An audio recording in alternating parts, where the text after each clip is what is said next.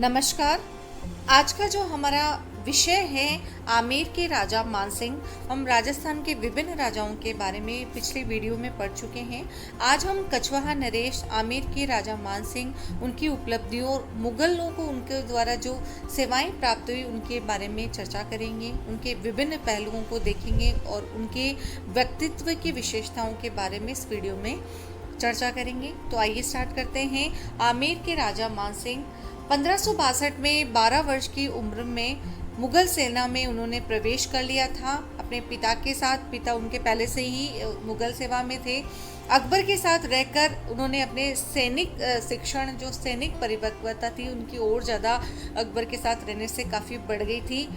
राजा मानसिंह की मुगल साम्राज्य के प्रति सेवाएं, सबसे पहले जो स्टार्टिंग है उनकी 1569 यानी 1569 में जब रणथंभौर पे अकबर के द्वारा आक्रमण किया गया था, तो सुरजनहाड़ा और अकबर के बीच में संधि करवाने में मानसिंह और भगवंत दास, इस समय वो वहीं पे थे, और इन दोनों के बीच में संधि वार्ता करवाने में उनका बहुत बड़ा हाथ था।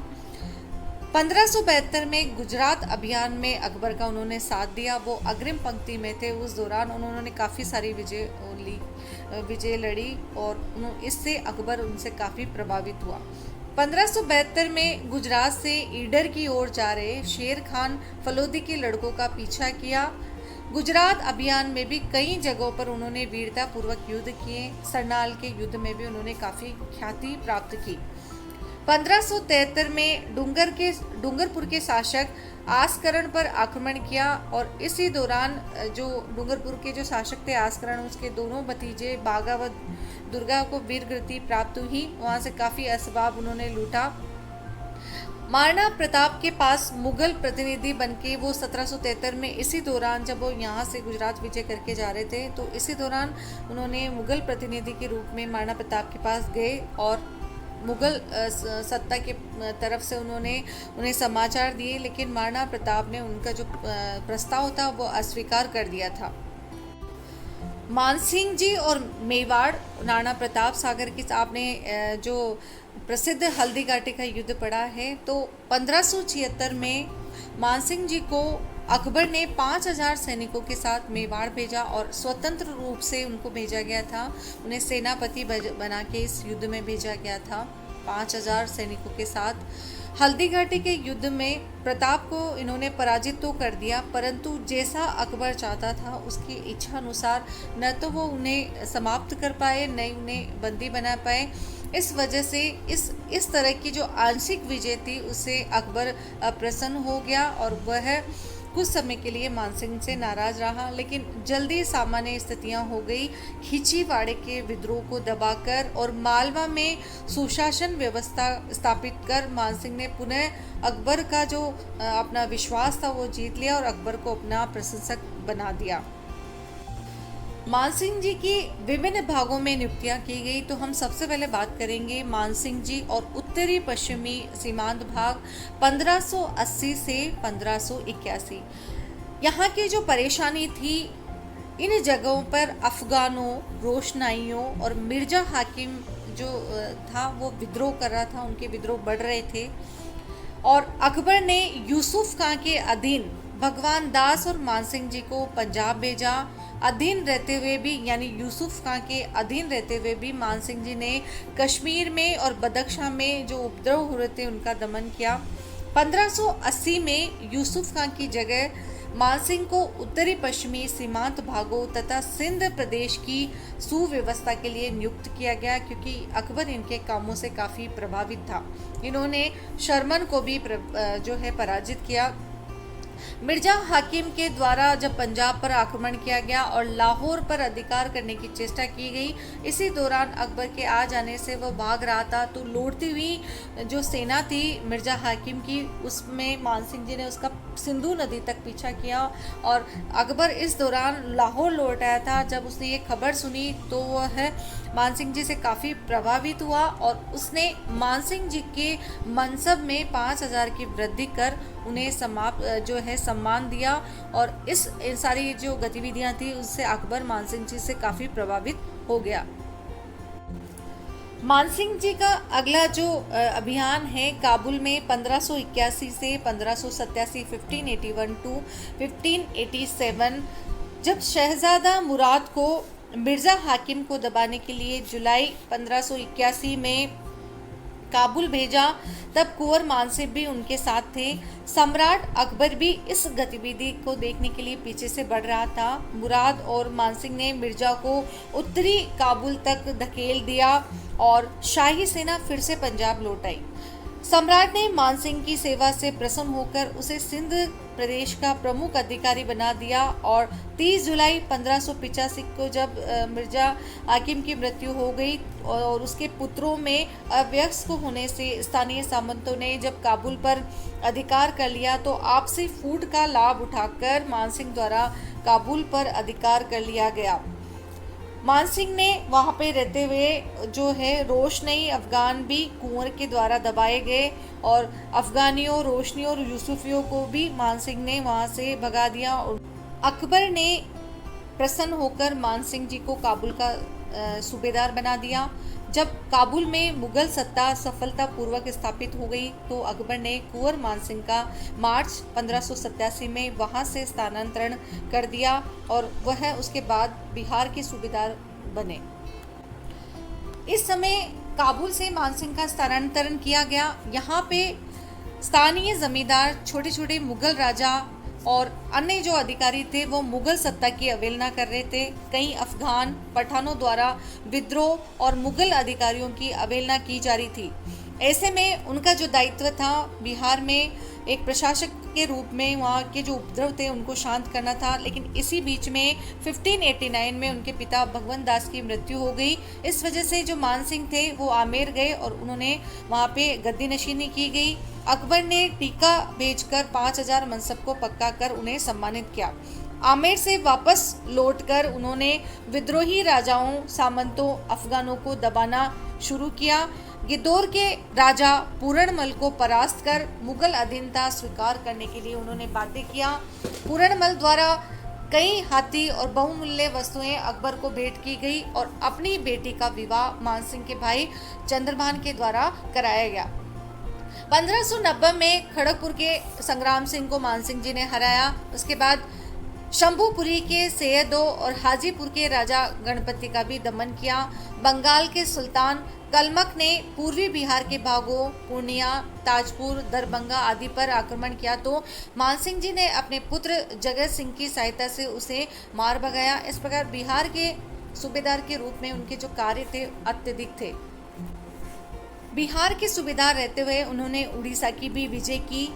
कतलू खां और उसके लड़के नासिर खां पर उन्होंने इसी दौरान आक्रमण किया और नासिर खान ने मुगल अधीनता स्वीकार कर ली और अकबर को कम से कम 150 हाथी व अनेक उपहार दान में दिए। 1590-1592 में अनेक जगहों पर अफगानों का इस दौरान उन्होंने पीछा किया। इसमें जलेसर भी प्रमुख था और इसी दौरान अफगानों के आत्मसमर्पण से मुगलों का उड़ीसा पे कब्जा हो गया और ये उड़ीसा अभियान भी मानसिंह द्वारा सफल रहा। बिहार के बाद मानसिंह जी की जो अगली सूबेदारी थी वो बंगाल की सूबेदारी थी 1594 में। अफगानी इस दौरान काफ़ी शक्तिशाली थे। बिहार और उड़ीसा से खदेड़े गए जो विद्रोही थे वो भी यहाँ पे आके मिल गए थे। तो जब ये यहाँ पे आए तो उन्हें काफ़ी अव्यवस्था मिली, तो उन्होंने कुछ यहाँ की व्यवस्था को सुधारने के लिए कुछ व्यवस्थाएं की, जैसे राजधानी टंडा से बदलकर राजमहल करना। यहाँ की जो सैनिक व्यवस्था थी और जलवायु थी राजमहल की वो काफ़ी उत्तम थी, इसलिए उन्होंने यहाँ की राजधानी टंडा से बदलकर राजमहल कर दी। यहाँ पे राजप्रसादों का निर्माण करवाया, प्राचीर व बुर्जों से इसको सुरक्षित करवाया। साथ ही साथ पूर्वी बंगाल के विद्रोही ईसा खां, सुलेमान और केदार राग को भी इन्होंने बंगाल की सूबेदारी के रूप में हराया। अफगानों की जो बस्तियाँ थी और दुर्ग थे उनको तोड़ना प्रारंभ किया ताकि वो विद्रोह न कर सकें। 1596 में कूच बिहार के राजा लक्ष्मी नारायण के राज्य को मुगल सत्ता में शामिल करवाया और उनसे संधि कर मानसिंह जी ने उनकी बहन अबला देवी से विवाह किया। बंगाल रहते हुए मानसिंह जी के दो पुत्रों दुर्जन सिंह व हिम्मत सिंह की मृत्यु हो गई थी। बंगाल की जलवायु भी खराब थी, अतः उनका स्वास्थ्य खराब होने की वजह से उन्होंने अजमेर रहकर बंगाल की व्यवस्था देखने का निर्णय किया। इसके पीछे राजनीतिक कारण भी ये था कि सलीम का अकबर के खिलाफ विद्रोह हो रहा था और अपने वो जो भांजे थे खुसरो, उसके हितों की रक्षा भी करना चाहते थे, इसलिए वो अजमेर में रहकर ही बंगाल की सूबेदारी देखना चाहते थे। उन्होंने अपनी जगह पर पुत्र जगत सिंह को बंगाल की देखरेख के लिए नियुक्त किया, परंतु 1599 में जगत सिंह की मृत्यु हो गई, जिससे मानसिंह जी को काफ़ी धक्का लगा। अकबर की मृत्यु के पश्चात मानसिंह जी का महत्व जहांगीर के समय जितना था उतना न रह सका। जहांगीर के समय यहाँ पे इतना महत्व नहीं रहा। वह कभी बंगाल में और कभी दक्षिण में भेज दिए जाते थे। अंत में 1614 में दक्षिण में एलिचपुर नामक स्थान पर दक्षिण में एलिचपुर नामक स्थान पर उनकी मृत्यु हो गई 1614 में। और इस प्रकार जो मानसिंह जी की मुगलों की जो असीम सेवाएं थी उनका खात्मा हुआ। अब हम उनके व्यक्तित्व की चर्चा करेंगे कि वो एक कुशल सेनापति होने के साथ साथ और उनमें क्या खूबियां थी। मानसिंह जी को 7000 का मनसब प्राप्त था। उन्हें फरजंद की उपाधि भी दी गई थी और उन्होंने अपने सूबों में मानसिंह ने अकबर द्वारा प्रचलित शासन के ढांचे का ही प्रयोग किया था। अलग से कोई विशेष प्रशासनिक व्यवस्था उन्होंने लागू नहीं की थी, क्योंकि उनका जो अधिकतर जो समय था वह बाहर ही गुजरा था। तो आमेर में इससे ज़्यादा वो कुछ नहीं कर पाए, लेकिन उन्होंने अकबर द्वारा प्रचलित जो शासन व्यवस्था थी, जो भूमि व्यवस्था थी, उस समय जो टोडरमल व्यवस्था थी, उसी को यहाँ पे लागू किया। बंगाल में अकबर नगर की स्थापना, जो इसी जगह को बाद में जो राजमहल कहलवाया, उसकी स्थापना की। समसामयिक कवि मुकुंद राय द्वारा उनकी कुछ भूमि व्यवस्थाओं का जिक्र उनके वर्णन में मिलता है। उनके शासनकाल में बंगाल की समृद्धि का वर्णन पेरी डी जेरिक द्वारा किया गया है। उनके अनुसार पेरी डी जेरिक कहता है कि इस समय बंगाल काफ़ी समृद्ध प्रांत था और ये जो क्षेत्र था वह रुई उत्पादन के लिए काफ़ी विख्यात था, काफ़ी प्रसिद्ध था और यहाँ के जो बने वस्त्र थे वो देश विदेश में भेजे जाते थे। अगर हम उनके मानसिंह जी के धर्म की बात करें कि इतने समय वो मुगलों की सेवाएं में रहे, तो उन पे मुस्लिम जो है धर्म का काफ़ी प्रभाव पड़ा होगा, लेकिन हिंदू धर्म में उनका अटूट विश्वास था। क्योंकि इन बातों को हम ऐसे समझ सकते हैं कि अकबर के कहने के बाद भी उन्होंने दीन-ए इलाही को स्वीकार नहीं किया था और मुंगेर के शाह दौलत संत के कहने पर भी उन्होंने इस्लाम धर्म को स्वीकार नहीं किया था। इसके अलावा उन्होंने काफ़ी सारे हिंदू मंदिरों की स्थापना की, जिनमें बेकटपुर पटना में रहते हुए, जब वो पटना के सूबेदार, बिहार के सूबेदार थे, तो बेकटपुर में उन्होंने भवानी मंदिर का निर्माण करवाया, जहाँ पे विष्णु, गणेश और मातृ देवी की मूर्तियाँ उन्होंने स्थापित की। गया बिहार में महादेव के मंदिर का उन्होंने निर्माण कराया। साथ ही साथ वृंदावन के गोविंद देव जी का मंदिर उन्होंने स्थापित करवाया। ये जो मंदिर है वृंदावन का गोविंद देव जी का मंदिर है। आमेर में शीला देवी का मंदिर उन्होंने बनवाया और आमेर के जगत शिरोमणि का जो मंदिर है, जो जहाँ पे राधा कृष्ण की मूर्तियाँ हैं, ये चित्र आप देख सकते हैं, आमेर के जगत शिरोमणि का मंदिर। और इन सारे जो है स्थापत्य के क्षेत्र में हम बात करेंगे। साथ ही साथ हिंदू धर्म के रहते हुए भी वो धर्म सहिष्णु थी। उनका पता हम इस प्रकार लगा सकते हैं कि रोहितासगढ़ बिहार पर लगाए गए उनके जो शिलालेख हैं, उसमें कुरान शरीफ की पंक्तियों के साथ धर्म में बलात्कार की निंदा की गई है। दूसरी बात, मयूरभंज की दरगाह संबंधी फरमान भी उनकी मस्जिदों के प्रति श्रद्धा को प्रकट करता है। इससे हम कह सकते हैं कि वो हिंदू प्रेमी तो थे ही थे, साथ में धर्म सहिष्णु भी थे। उनके दूसरे धर्मों के प्रति भी काफ़ी सहानुभूति थी। वो विद्या प्रेमी भी थे। संस्कृत जो भाषा थी उनके प्रति उन्हें असीम प्रेम था। इसका पता हमें आमेर के स्तंभलेख से, रोहतासगढ़ के शिलालेख से और वृंदावन का अभिलेख जो संस्कृत भाषा में है, इससे उनकी संस्कृत भाषा की जो प्रेम है उसके प्रति उनका पता चलता है। वह स्वयं कवि थे। उनके कुछ फुटकर छंद हमें प्राप्त हुए हैं। उनका जो प्रमुख कविता हापा बारड़ था वो काफ़ी समृद्ध था। उसके काफ़ी सारे अनुचर थे, जो हाथी थे, और कवि गंग व हरनाथ को मानसिंह जी ने काफ़ी धन दिया था। इसके अलावा उनके समय में जो प्रसिद्ध रचनाएं हुई उनकी हम बात करेंगे। उनके समय में मान चरित्र, मान राजकोष की रचना हुई। मान प्रकाश राय मुरारी दास द्वारा लिखा गया। मानसिंह कीर्ति मुक्तावली जगतनाथ के द्वारा लिखी गई। राग मंजरी राग चंद्रोदय, नर्तन निर्णय, धुनि प्रकाश, ये सब पुंडरीक द्वारा लिखा गया। राग मंजरी, राग चंद्रोदय, नर्तन निर्णय और धुनि प्रकाश पुंडरीक के द्वारा लिखे गए। पत्र प्रशस्ति, पवन पश्चिम, दलपत राय, ये सारे जो है पत्र प्रशस्ति और पवन पश्चिम दलपत राय के द्वारा लिखी गई। दलपत राय।